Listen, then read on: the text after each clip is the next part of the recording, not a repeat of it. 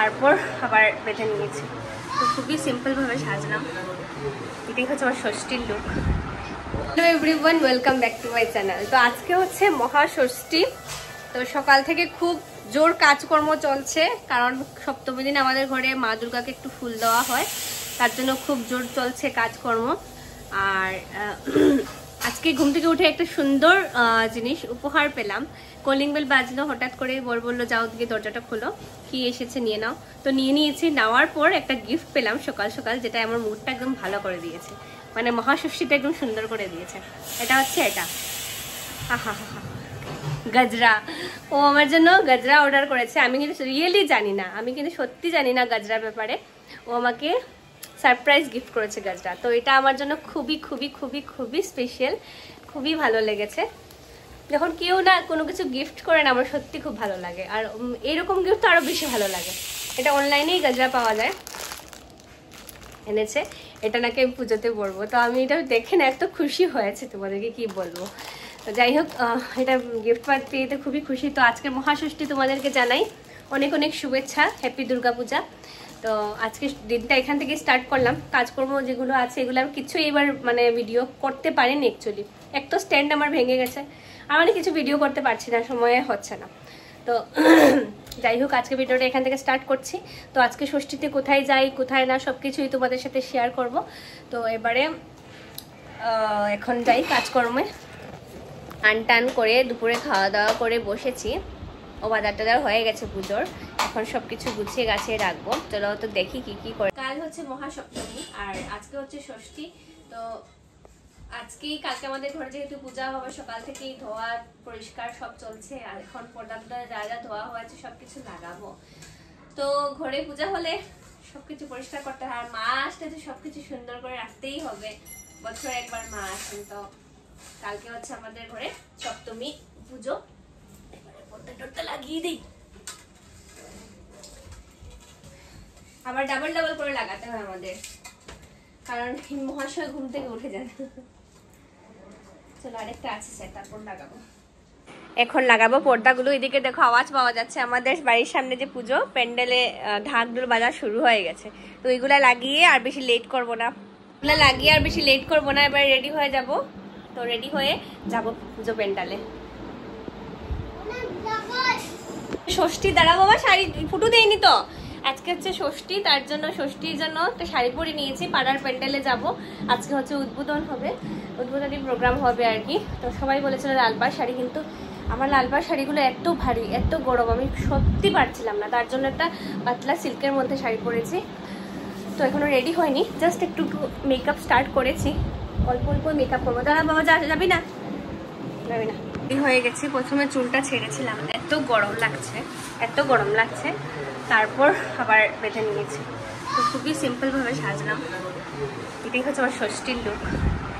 Ready হয়ে গেছি। কয়েকদিন থেকে ভিডিও সুন্দর করে করতে পারছি না, বিকজ আমার স্ট্যান্ডটা দেখো ভাঙা, কি করে রশি বসে দিয়ে আটকে রেখেছি। সব কিনলাম আর ইয়ে কিনলাম না। তো এটাই হচ্ছে আমার ষষ্ঠী লুক। এটা আমার নতুন শাড়ি, একজন দিয়েছিলেন, তো ওটা আজকে পরেছি। চলো আসছে আসছে আসছে তো। আর এরকম করে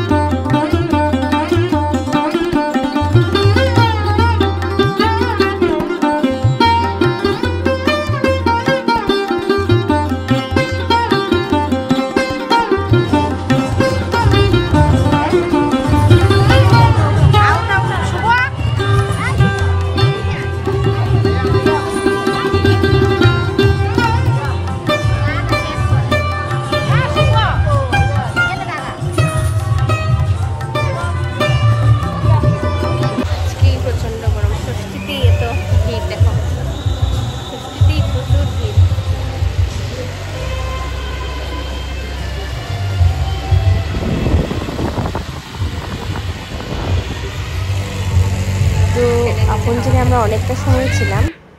আমরা পুজো টুজো দেখে খাওয়া দাওয়া করে এবারে আমরা চলে যাব ঘরে। তো আজকে শুধু আপনজনের পূজাটা দেখলাম, কারণ সপ্তমী থেকে এখানে খুব বেশি ভিড় থাকে।